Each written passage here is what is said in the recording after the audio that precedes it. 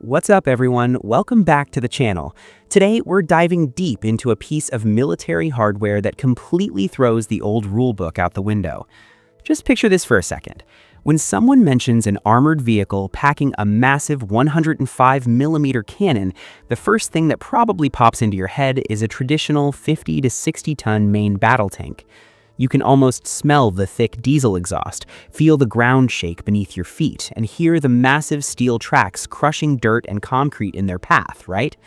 But in the modern battlescape, where flashpoints erupt in a matter of hours rather than weeks, and where speed, agility, and rapid response to sudden crises mean absolutely everything, slow-moving heavy tanks might not always be the ultimate answer.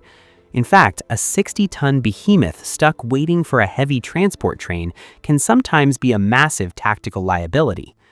And that exact realization is what led Japan, a nation internationally known for having some of the most advanced and meticulous engineering on the planet, to create this wheeled monster. That's right, today we are talking about the Type 16 Maneuver Combat Vehicle, or MCV, operated by the Japan Ground Self-Defense Force. The first question you're probably asking, and it's a great one, is why?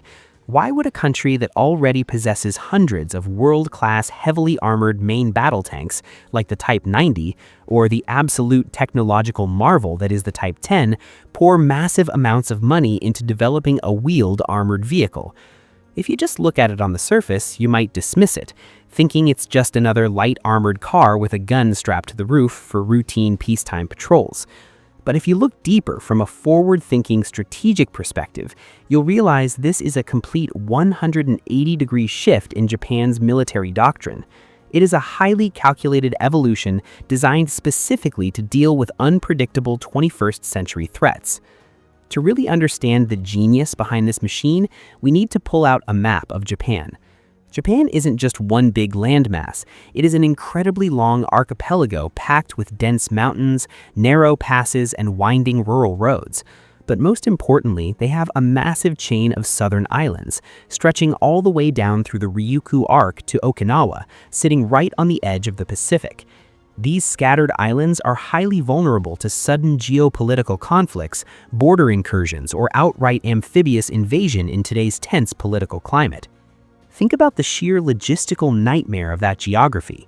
If an emergency breaks out on a remote island and enemy forces start establishing a beachhead, how long would it take to load a 50-ton main battle tank onto a transport ship? You would need specialized heavy-lift cranes, reinforced commercial seaports that might already be destroyed by preemptive strikes, and massive transport vessels that are basically sitting ducks for modern anti-ship missiles. On top of that, if you try to use air transport, a standard MBT is simply too heavy to squeeze into most tactical cargo planes. And even on the mainland, a lot of the roads and local bridges in rural Japan simply weren't built to handle the extreme weight of tracked MBTs. If you tried to drive a heavy tank over a local mountain bridge, the structure would likely collapse before you even reached the front line. This was a massive tactical headache that the Self-Defense Force had to solve if they wanted to protect their entire territory effectively. Enter the concept of strategic mobility, which is the very soul and purpose of the Type 16. Designed from the ground up as an 8x8 wheeled vehicle and weighing in at just around 26 tons, it is remarkably light enough to easily roll into the back of a Kawasaki C2 military transport aircraft. And when we talk about being air transportable, we aren't just talking about getting it up in the air. It means a squadron of C2s can fly straight from the main island of Honshu, cross hundreds of miles of ocean, touch down on a short, austere runway on a remote island, and lower the ramp. The Type 16 can literally roll out with its crew already inside, ammunition fully loaded, systems booted up, and be completely combat ready the second its rubber tires touch the tarmac. There is no reassembly required and no waiting around for heavy engineering cranes. But it doesn't stop there. Even on the mainland, this thing is a speed demon. It can hit highway speeds of up to 100 kilometers per hour. That's over 60 miles per hour. It doesn't need to wait for a massive gas-guzzling heavy equipment flatbed trailer to haul it to the battle like a tracked tank does. It can just drive there. It can pull up to a regular civilian gas station to refuel, effortlessly cross small village bridges with strict weight limits, and maneuver through dense urban city centers with absolute freedom. Plus, its rubber tires won't shred the local asphalt to pieces. It's a strategic rapid response unit that can show up anywhere in the country within hours, intercepting threats before the enemy even has a chance to dig in. That is a game-changing, time-saving advantage that traditional tanks just can't offer. Now, let's talk about its teeth, the firepower. Some critics might scoff and ask, doesn't a wheeled vehicle like that have terrible recoil? Won't it just tip over when it fires a massive cannon? How can it possibly be as accurate as a multi-million-dollar MBT? Well, I'm here to tell you, do not underestimate Japanese engineering. The Type 16 was purpose-built to be a highly lethal tank hunter. Its primary weapon is a 105mm rifled gun. Sure, it's not the massive 120mm smoothbore cannon you see on modern MBTs, but it fires a newly developed, highly specialized APFSDS round. For those who might not be familiar, that stands for Armor-Piercing Fin-Stabilized Discarding Sabot, which is essentially a hyper-velocity tungsten dart that relies purely on blistering kinetic energy to punch through steel like a hot knife through butter. This gun has more than enough penetrative power to effortlessly take out Cold War-era tanks, and it can even destroy modern MBTs if the Type 16 uses its superior speed to flank them and strike their thinner side or rear armor. But the real terror of the Type 16 isn't the size of the barrel, it's the digital brain pulling the trigger. The Type 16 inherited its fire control system directly from the Type 10, Japan's most advanced main battle tank. This system is so insanely advanced that the Type 16 can lock onto a target and fire its 105mm gun with absolute pinpoint accuracy while driving at high speeds over rough terrain. Imagine this. The vehicle is driving a slalom course, catching air over hills, or aggressively drifting through a corner, but the barrel stays dead still, locked onto the target as if it's frozen in midair. It's like having a high-end camera gimbal, but scaled up to stabilize thousands of pounds of steel. This multi-axis stabilization system works seamlessly with powerful thermal imagers, real-time laser rangefinders, and environmental sensors.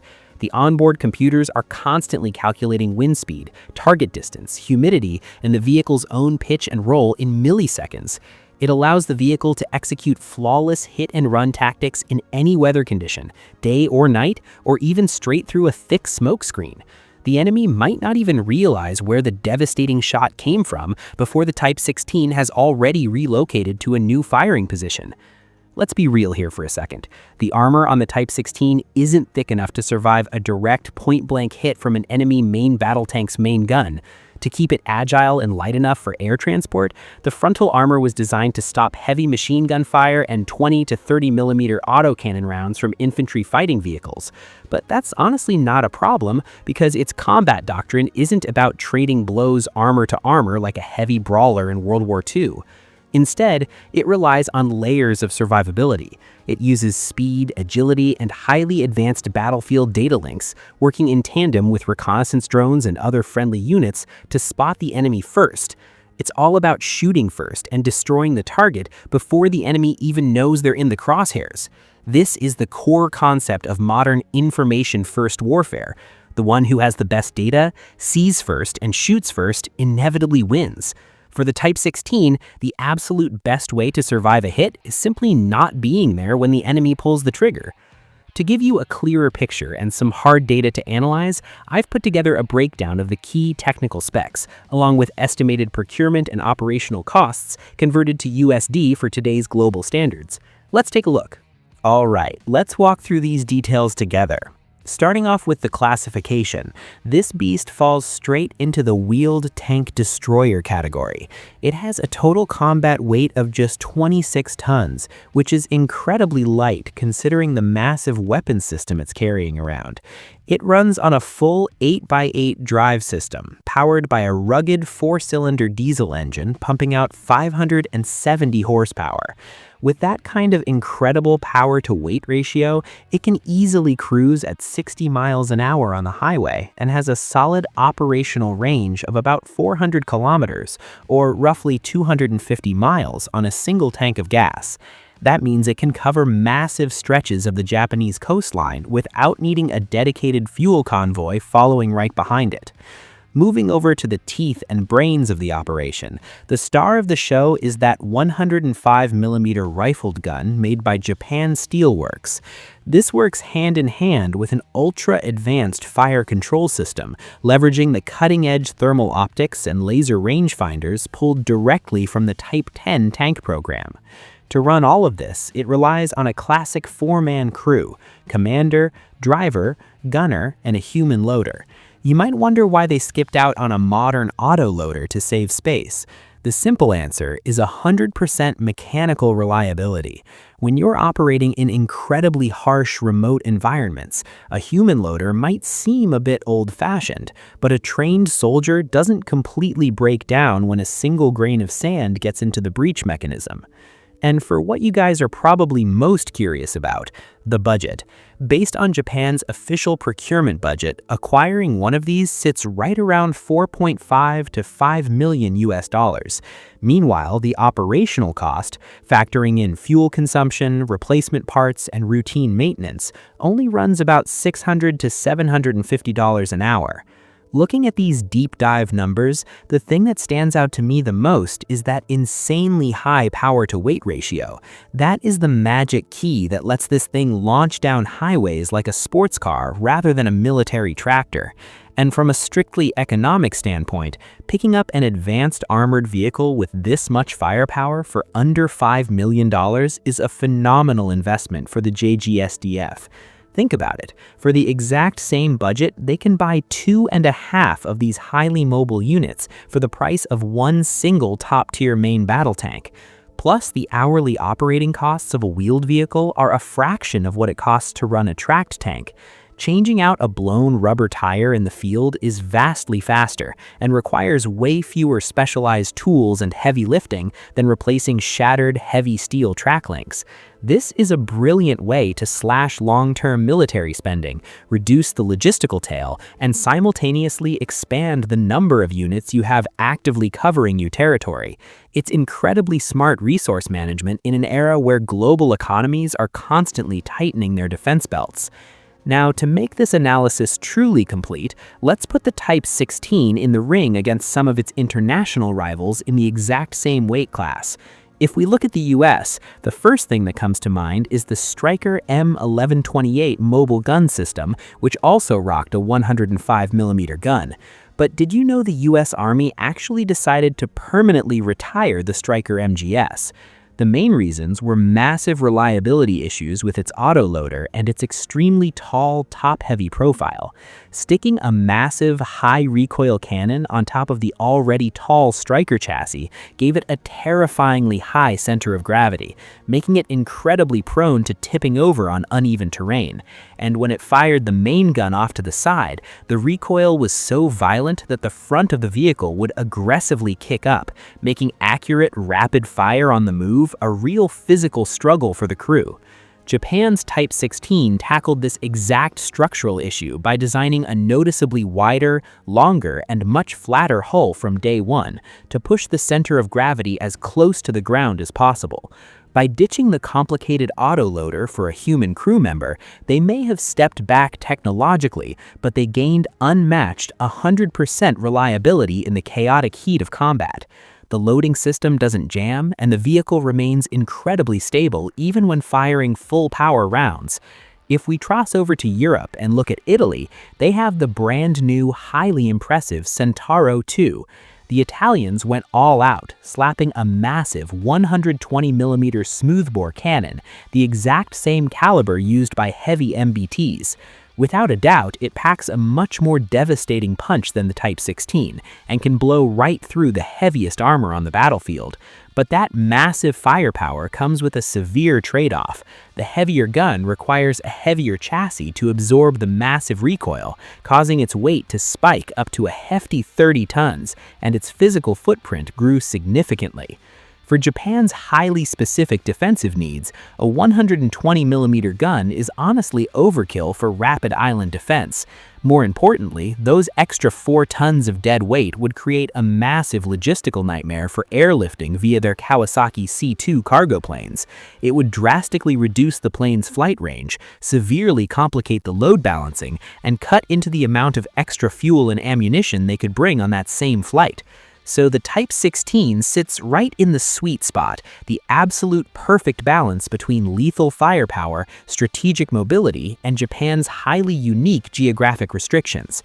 Looking at all of this, it is crystal clear that the future of weapon design isn't solely focused on building the thickest mobile fortresses or mounting the biggest possible guns just for the sake of it.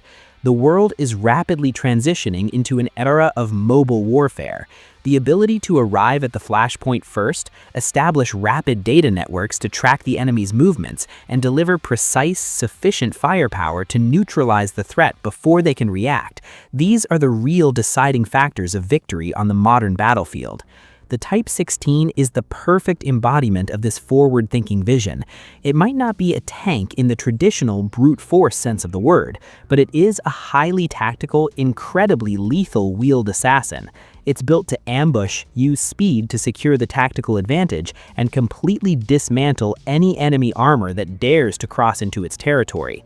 And there you have it, the full, comprehensive breakdown of the wheeled monster from the land of the rising sun, the Type 16 MCV.